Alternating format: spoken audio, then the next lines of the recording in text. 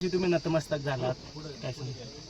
नाही, ही प्रेरणा आहे उभ्या महाराष्ट्राला, उभ्या हिंदुस्थानाला, या मातीनं, या स्थानानं जिथून संघर्षाची प्रेरणा दिली की दिल्लीपतीसमोर झुकायचं नसतं आणि दिल्लीपतीसमोर झुकत असताना स्वाभिमान जो आहे महाराष्ट्राचा, हा स्वाभिमान कधीही गहाण ठेवायचा नाही, ही प्रेरणा जिथून मिळाली तिथंच कायम नतमस्तक होतं.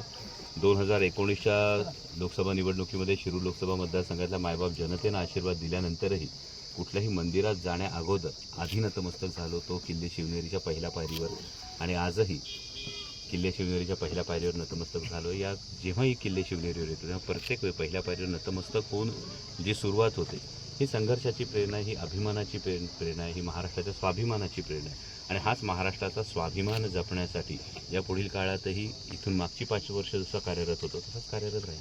तुम्ही प्रामुख्याने तुमचे विरोधी उमेदवार असलेले आढळराव पाटलांचे चरण स्पर्श केला. वयानं मोठे आहेत ही आपली संस्कृती आहे आणि वयस्कर व्यक्तींना हा नमस्कार करणं ही आपली संस्कृती. त्या पद्धतीनं समोर वयस्कर व्यक्ती आली, मग ती निवडणुकीच्या रिंगणात आहे किंवा इतर ठिकाणी आहे, वयस्कर व्यक्तींना वाकून नमस्कार करणं ही आपली संस्कृती आहे. तसं नमस्कार करणं सुसंस्कृत महाराष्ट्राचं एक वेगळी ओळख म्हणून 100% आत्ताच्या राजकारणामध्ये अनेक गोष्टी होतात, अनेक गोष्टी व्यासपीठांवरून बोलल्या जातात, पण आपली संस्कृती जपली पाहिजे आणि राजकारणातला सुसंस्कृतपणा सुद्धा तितकाच जपला पाहिजे. आजकाल जे एक व्हिंडिक्टिव्ह आणि द्वेषाचं राजकारण सुरू झालेलं आहे, या पलीकडे जाऊन मला वाटतं ही राजकारणातली सुसंस्कृतता ही प्रत्येकानं जपावी. पहिल्या पायरीवरती नतमस्तक होतात ना, काय मागणी महाराजांच्या नवीन होतात महाराजांकडे हीच कायम मागणी आहे की जो आदर्श आपण या मातीत घालून दिला त्या आदर्शावर चालण्याचा आम्ही मावळे प्रयत्न करतो. महाराष्ट्राचा स्वाभिमान हा दिल्लीसमोर झुकणार नाही हे जे आम्ही वारंवार म्हणतो आहोत,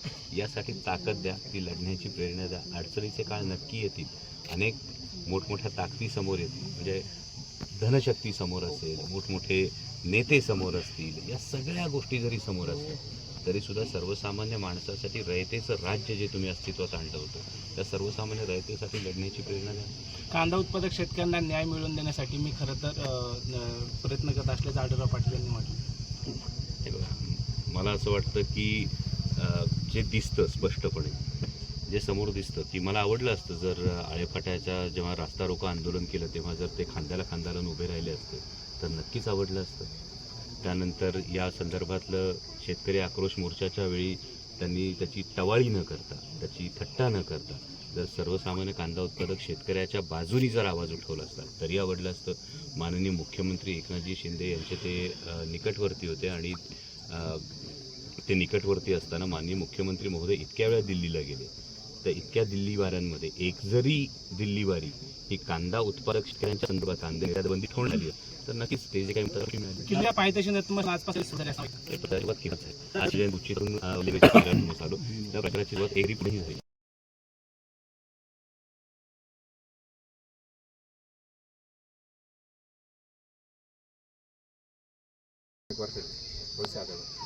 मला असं वाटतं मी तुमच्याच माध्यमातून असं ऐकलं की त्या दिवशी मंचरच्या व्यासपीठावरून राष्ट्रवादीचे सध्याचे जे अजित पवार गटाचे प्रदेशाध्यक्ष आहेत त्या तटकरे साहेबांनी जी एक वाक्य जे उच्चारलं की हे नेमकं काय गॅटमॅट होतं किंवा काय नेमकं सेटिंग होतं, हाच प्रश्न अनेकांना पडला आहे. त्यामुळे जर असं काही असेल तर ते एकत्र आलेत की आधीपासून एकत्र होते हा दुसरा प्रश्न. आणि 2 मोठे नेते वळसे पाटील साहेब असतील किंवा अजितदादा पवार असतील, दोन्ही फार मोठे नेते आहेत, परंतु 2019ला जेव्हा निवडणूक लढवली तेव्हाही आदरणीय शरदचंद्रजी पवार साहेबांच्या आशीर्वादाने निवडणूक लढवली आणि आत्ताही मी आदरणीय शरदचंद्रजी पवार साहेबांच्याच आशीर्वादाने निवडणूक लढवतोय.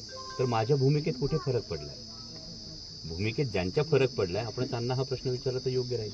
दक्षिण अहमदनगरची मोहीम फत्ते केली, माढाची मोहीम फत्ते झाली, आज छत्रपती शिवाजी महाराजांच्या गड किल्लेवाली तिसरी मोहीम कुठली? महाराजांनी एक फार महत्त्वाची गोष्ट सांगितलेली आहे की मोहिमेची आधी वाच्यता करू नका, ती झाल्यानंतर तिचा परिणाम दाखवा.